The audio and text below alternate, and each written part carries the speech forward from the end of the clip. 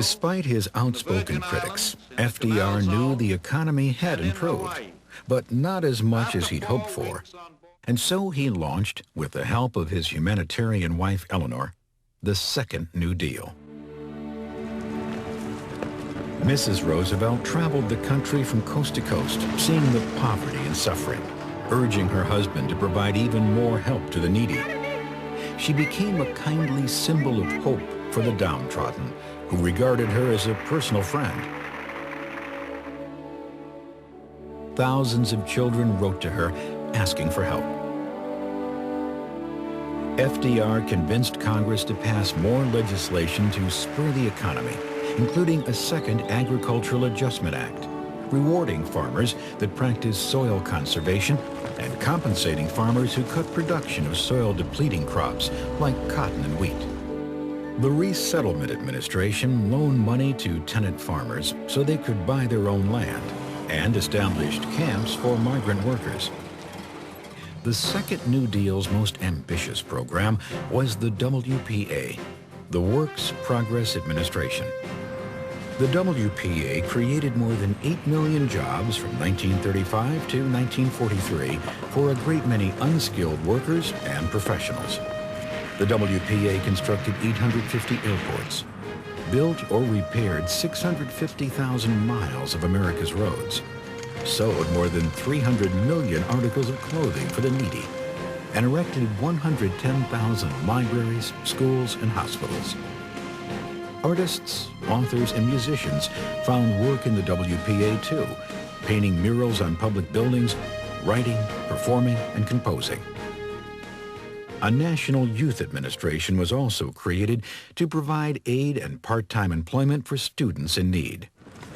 The Second New Deal also helped reform labor laws with the passage of the Wagner Act, which supported workers' rights to form unions, and the establishment of the National Labor Relations Board to prevent unfair labor practices. From 1933 to 1941, the number of union workers rose from 3 million to 8. Congress also passed the Fair Labor Standards Act, requiring minimum wages and maximum hours for workers. Despite the administration's pro-labor policies, strikes were prevalent and often led to violence. On Memorial Day 1937, 10 people lost their lives at the Republic Steel strike in Chicago. Perhaps the most important legacy of the Second New Deal was the Social Security Act of 1935. For the first time, Americans over 65 years of age and their spouses had old age insurance. Jobless workers got unemployment compensation, and families with dependent children and the disabled received aid. In 1935, only about 30% of American farms had electricity, so Congress, with Roosevelt's urging, set up the Rural Electrification Administration. 10 years later, 45% of rural America had electric power. With widespread support from organized labor, minorities, and the public at large, FDR was re-elected as president in 1936. His victory marked the first time most African Americans voted for a Democratic Party candidate. With Eleanor Roosevelt's prompting, Roosevelt appointed the first female ambassador and several women federal judges. Frances Perkins became the first female Secretary of Labor, and Mary McLeod Bethune was appointed head of the Office of Minority Affairs in the National Youth Administration, becoming the first African American woman to head a federal agency. Meanwhile, Mrs. Roosevelt defied the Daughters of the American Revolution, publicly resigning her membership when the DAR refused to let Marian Anderson sing in Washington, D.C.'s Constitution Hall because of her color. Instead, Eleanor Roosevelt arranged for the concert to be held on the steps of the Lincoln Memorial. In the midst of labor unrest, poverty, and hardship, Americans still managed to find fun at the movies.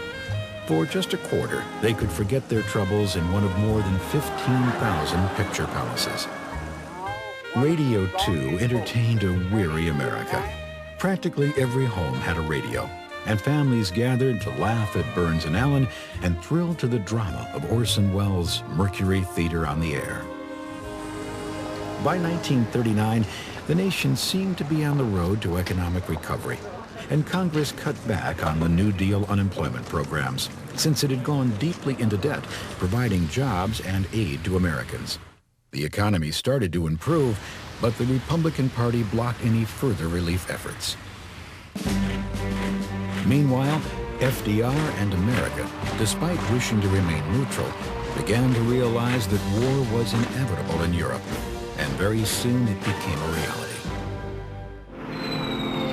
Ironically, when America finally entered World War II, her massive investment in manufacturing guns, airplanes, tanks, and ships would finally lift the country out of the Great Depression.